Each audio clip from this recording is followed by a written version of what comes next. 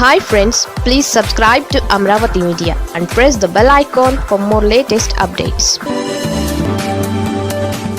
ఒకే దెబ్బకు రెండు టీడీపీపై జగన్ అతిపెద్ద అస్త్రం. ఏపీలో గత ఎన్నికలకు ముందు అధికారికంగా 151 సీట్లు, అనధికారికంగా మరో 5 సీట్లు కలుపుకుంటే మొత్తం 156 సీట్లతో పటిష్టంగా కనిపించిన జగన్ ఆ తర్వాత మాత్రం 11 సీట్లకు పరిమితమై చరిత్రలోనే చెత్త రికార్డును మూటగట్టుకున్నారు. ఇది అంతిమంగా వైసీపీ అధినేత జగన్తో పాటు ఆ పార్టీ నాయకుల్ని, శ్రేణుల్ని సైతం నైరాశ్యంలోకి నెట్టేసింది. దీని నుంచి క్రమంగా బయటపడేందుకు ప్రయత్నిస్తున్న జగన్ తాజాగా ఓ కీలక అస్త్రాన్ని తమ పార్టీ శ్రేణులకు ఇచ్చారు.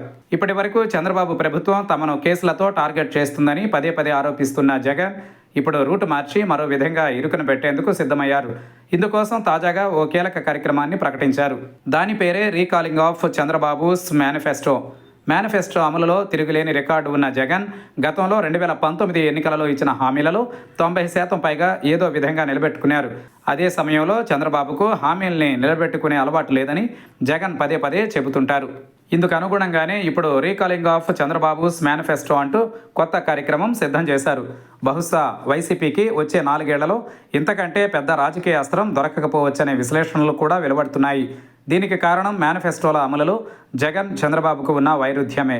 ముఖ్యంగా గతంలో సంక్షేమంతో నిండిపోయిన మేనిఫెస్టోను పక్కాగా అమలు చేసి చూపించిన జగన్ ఇప్పుడు చంద్రబాబు అదే సంక్షేమాన్ని పట్టించుకోవడం లేదని జనానికి చెప్పేందుకు ఈ కార్యక్రమం ఖచ్చితంగా పనికొస్తుందన్న వాదన వినిపిస్తోంది.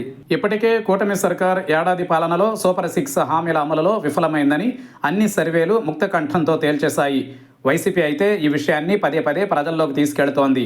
దీంతో సహజంగానే కూటమి ప్రభుత్వంపై ఒత్తిడి అంతకంతకు పెరుగుతోంది. దీని ఫలితమే తాజాగా చంద్రబాబు సర్కార్ అమలు చేస్తున్న తల్లికి వందనం పథకం, త్వరలో అమలు చేస్తామంటున్న అన్నదాత సుఖీభవ, మహిళలకు ఉచిత బస్సు పథకాలు. ఈ క్రమంలోనే నిరుద్యోగ భృతి కూడా అమలు చేస్తామని లోకేష్ తాజాగా ప్రకటన చేశారు.